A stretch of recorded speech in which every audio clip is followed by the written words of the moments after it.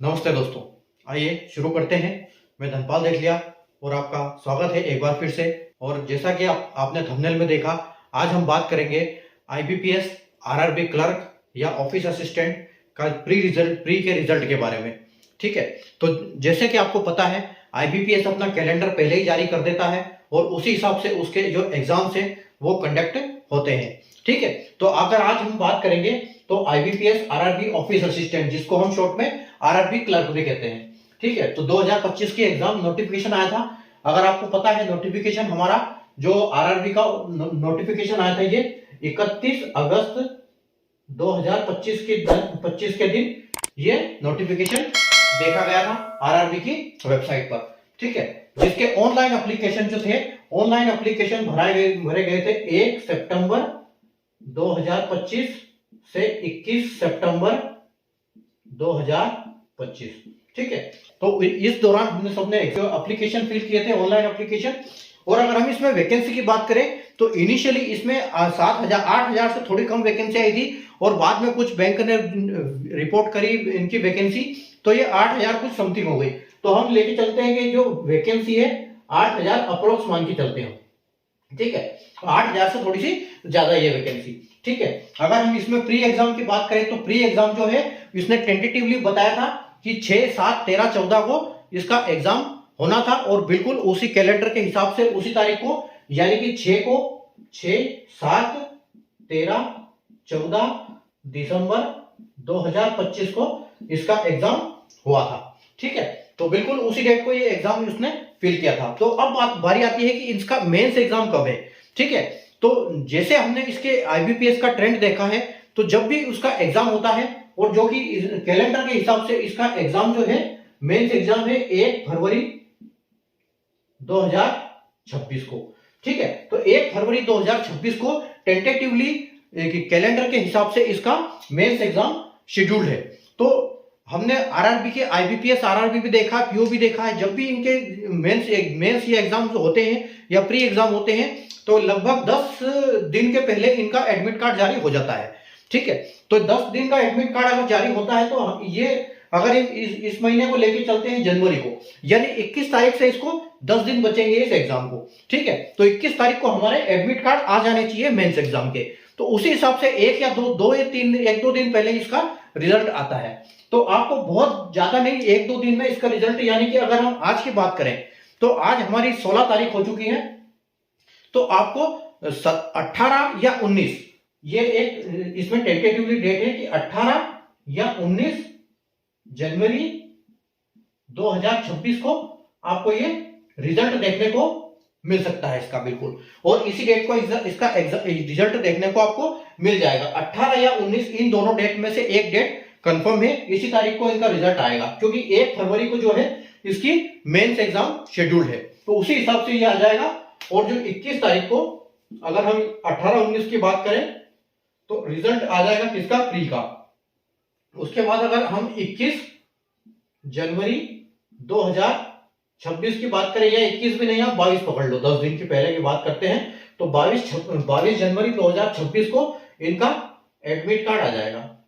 ठीक, admit card mains exam. ठीक है, एडमिट कार्ड आपको 22 जनवरी 2026 को देखने को मिल जाएगा। ठीक है, तो आप बेफिक्र रहिए, 18 या 19 तारीख को आपको आपका रिजल्ट देखने को मिल जाएगा। और अब हम बात करते हैं कि इसके मेंस एग्जाम के पैटर्न के बारे में। ठीक है, तो इसमें क्या क्या आने वाला है मेंस एग्जाम में, इसका किस हिसाब से रहता है, तो देखो ये इसमें 5 सेक्शन में डिवाइड होता है ये। ठीक है, मेंस एग्जाम 5 सेक्शन में डिवाइड होता है। इसका पहला होता है रीजनिंग। ठीक है, एक होता है रीजनिंग, उसके बाद होता है क्वांट, और एक होता है इंग्लिश या हिंदी। और ये दोनों ऑप्शनल होते हैं, या तो जो ऑप्शन चूज करता है कि हिंदी में देना है तो उसके लिए हिंदी में क्वेश्चन पूछे जाते हैं, और जो इंग्लिश चूज करता है उसके लिए इंग्लिश में क्वेश्चन पूछे जाते हैं। ठीक है, और एक होता है इसमें कंप्यूटर। ठीक है, एक कंप्यूटर होता है, और एक होता है जीए, यानी कि जनरल अवेयरनेस।